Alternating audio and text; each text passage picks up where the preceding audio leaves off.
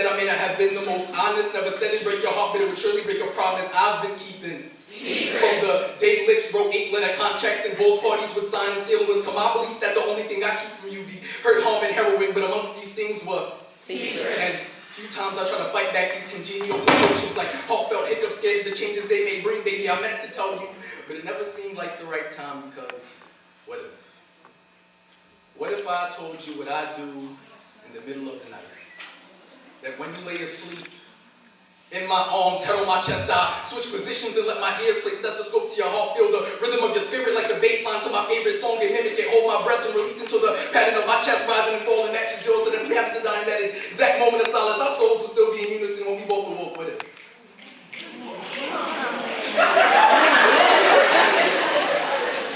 What if I told you that from the very first day you would ever say you wanted this forever? I went home and took the liberty of tearing up my calendar, fixed every clock and watch to stop the talk so that second hands move still like white clouds so we can lay our backs against the grass, look up and never have to see memories fade too fast before us, span our love within an hourglass and ask that God place all 7 quintillion, 5 quadrillion plus 3 more grains of sand on earth inside so I can use the last few specks of matter to say that I loved you for the very last time, and still do whatever it took to make sure that seconds, minutes, and hours last. And if hours last, I would make sure every moment felt like hour last. But what if?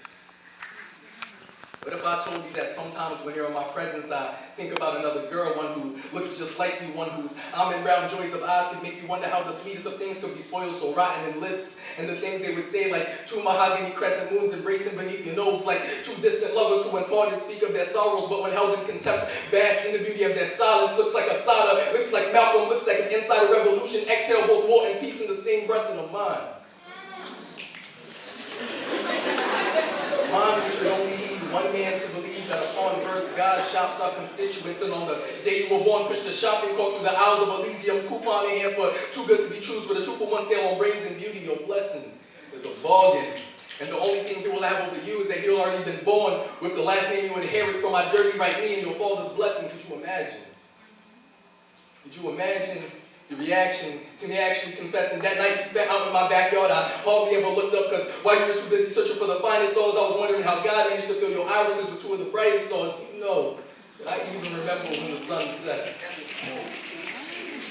Because in the lines of your palms, I traced out a poem with the tips of my finger about how when the night fell, it was as if God himself looked down upon us and blushed, turned his cheek to the stars and blew out the sun like a scented candle, and instead lifted the moon on the strength of his shoulders, which burned the type of bright to make the least curious of men wonder. I wonder.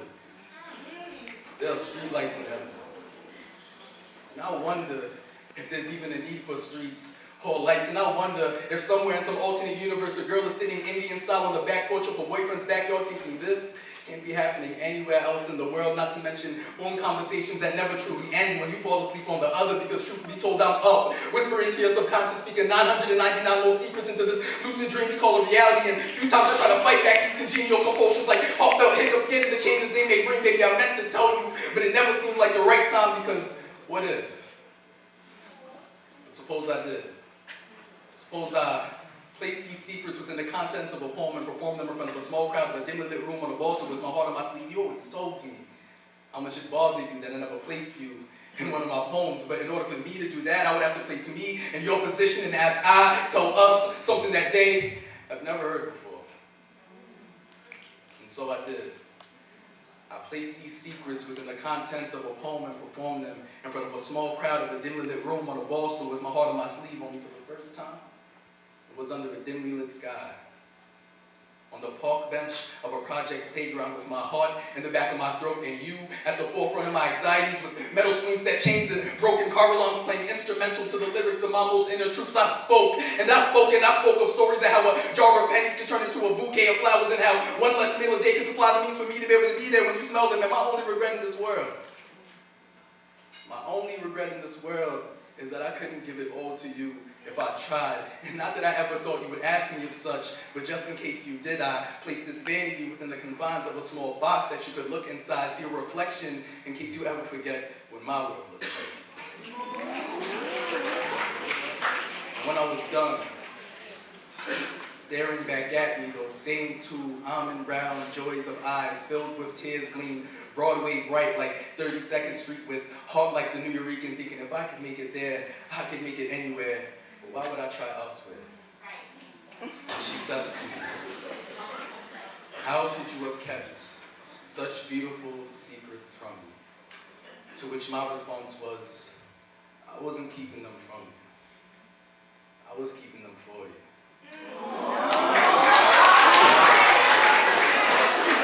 But I guess the... Giselle, thank you guys, that's my...